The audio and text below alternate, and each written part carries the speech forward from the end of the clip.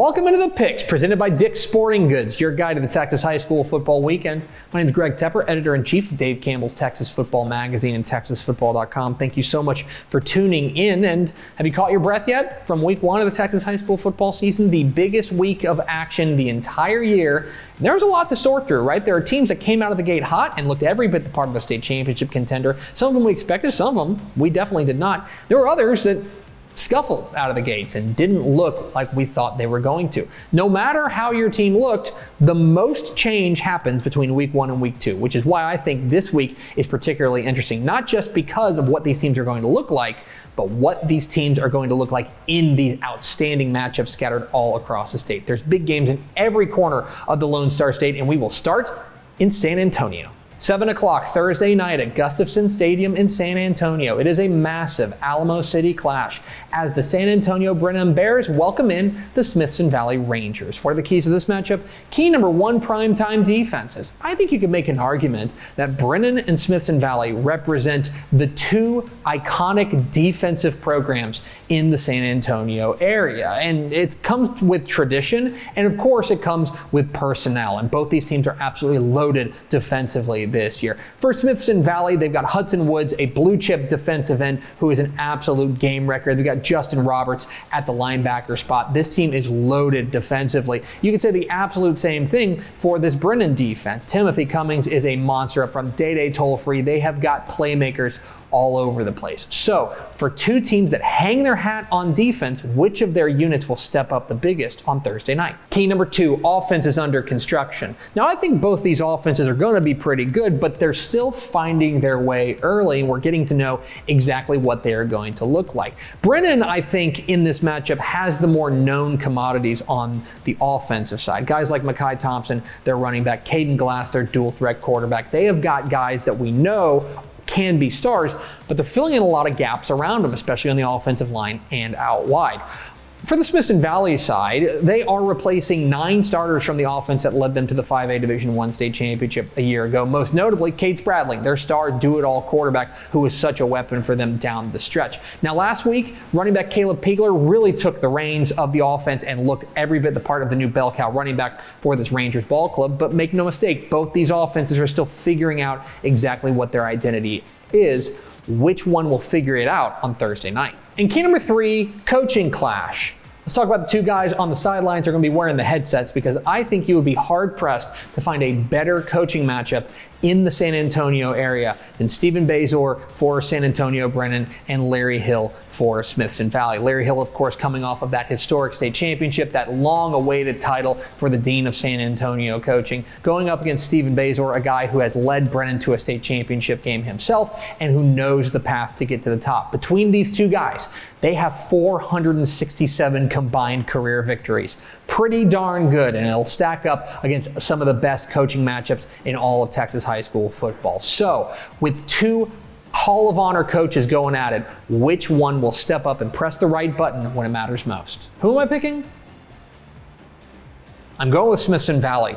I think the Rangers get the champion's advantage here, and I think that they are figuring things out offensively. Now, I think that Brennan is better than the Roosevelt team they beat last week, but I was really impressed with what I saw from Caleb Pegler in the running game, and of course, we know that defense is going to step up in a big way. It's going to be a huge challenge for that defense to contain the 1-2 punch of Mekhi Thompson and Caden Glass, but I think that the Rangers defense is up to the task. This game figures to be hard-hitting, physical, a celebration of football physicality, but I think the Rangers are your favorite. I think Smithson Valley moves to 2-0. How about a cross-regional 4A matchup? 7:30 p.m. Friday night at Bobcat Stadium in Celina. It is a top 3 matchup as the Waco Vega Pirates visit the Celina Bobcats. Both these teams played for state championships a year ago. La Vega falling short to Carthage in the 4A Division II state championship, and Celina getting the 4A Division I crown all to themselves. There's a lot of buzz around Celina, in large part due to us putting them on the gatefold cover of the 2025 summer edition of Dave Campbell's Texas Football, and also because of the star power they've got. Bo Bentley, the Oklahoma commit, has been absolutely sensational and is one of the front runners for the Built for Tough Player of the Year in Class 4A. He's also got Luke Biagini, his star linebacker, back on the defensive side. Coach Bill feels really good about this team. There are some holes to fill. Talk about that in a second. Here's a La Vega team that looks ready for prime time, and they have playmakers of their own. Jabari Thornton out wide, Courtney Parr at the wide receiver spot, a defense that brings back 6 starters, and most notably, this is a La Vega team that we know, led by Coach Don Hyde, will challenge you up front, and that is where I think they may have the edge in week 2. Celina still figuring things out on the offensive line and the defensive line, plugging in a lot of new pieces, and they're going to get tested in a big way against this La Vega defense and the La Vega offensive line. This game figures to be close, and Celina will have the single individual best playmaker in Bo Bentley, but I think in week 2, La Vega's a little bit more of a finished product, and that may be the difference. I think the Pirates get the win.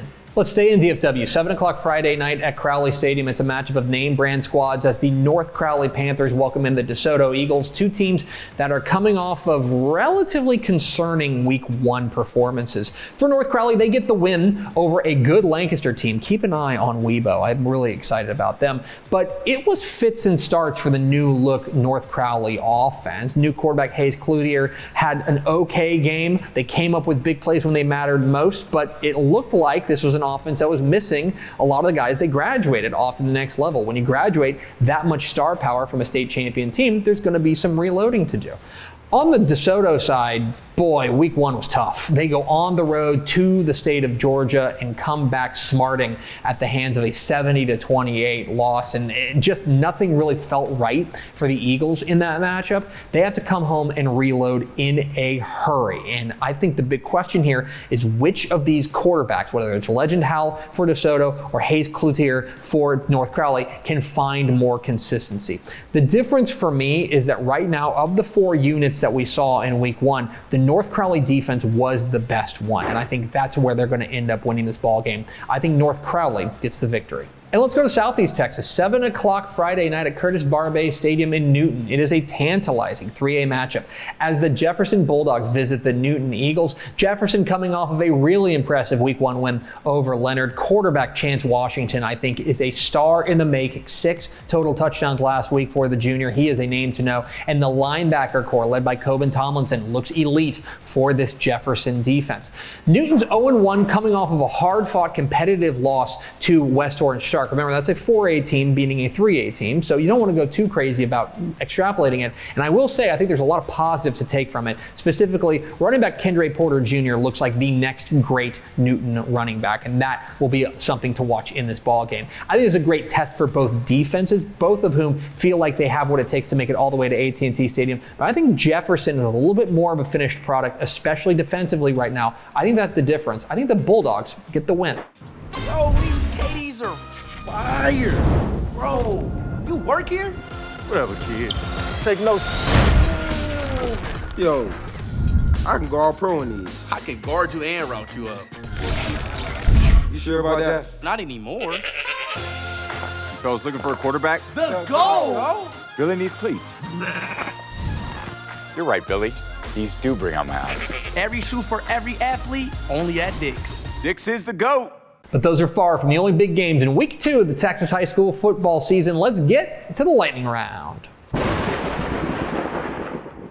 I like Wichita Falls City View to get the win over Windthorst. Give me Seminole to take down Shallowater. And Alvarado gets a win over Van Alstyne. I like Ropes to get a win over New Home. Physical matchup down south. I like Poth to get a win over Falls City. And Bastrop takes down China Spring. Palestine Westwood keeps it rolling with a win over San Augustine. Mason bounces back with a win over Brady. And Bremond stays hot with a win over Grapeland. I like Laredo United to edge past Bernie. Give me LaPorte to take down Kingwood. And Corpus Christi Calallen gets a win over Alice. Honeygrove gets by Marlin. Hampshire Finette gets a win over Hitchcock. And Dangerfield bounces back with a win over Tatum. Out east, I like Gilmer over Chapel Hill. Way out west, I like El Paso Del Valle over El Paso Franklin. And in DFW, give me Duncanville over South Oak Cliff. I'm rolling with Edinburgh Vela over Edinburgh. Give me Dillon to take down Stamford. And El Paso Americas beats El Paso Hanks. I like Cuero over Lavernia. Give me Centerville over Crawford. And Georgetown beats Belton.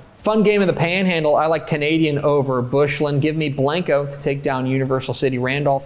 And Graham takes down Springtown. In our private school game of the week, I like Austin Regents over Houston Kincaid. I think Holiday edges out Munster, but keep an eye on that one. And down in the Houston area, I like Atascocita over Katy. Lake Travis wins a cross-regional matchup with Rockwall. I like Panhandle to take down Stratford. And keep an eye on Lubbock Cooper Liberty. I think they beat Idalou. I like Refugio over Corpus Christi London. San Antonio Johnson gets a win over San Antonio Piper. In our six-man game of the week, I like Oglesby to stay hot with a win over Bluffdale. I like Weslaco over McAllen Memorial. Tidehaven wins a close one over Goliad. And Willis gets a win over Klein Collins. And those are the picks. What am I wrong about? Which games I leave out? Leave comments down below. Don't forget that subscribe button.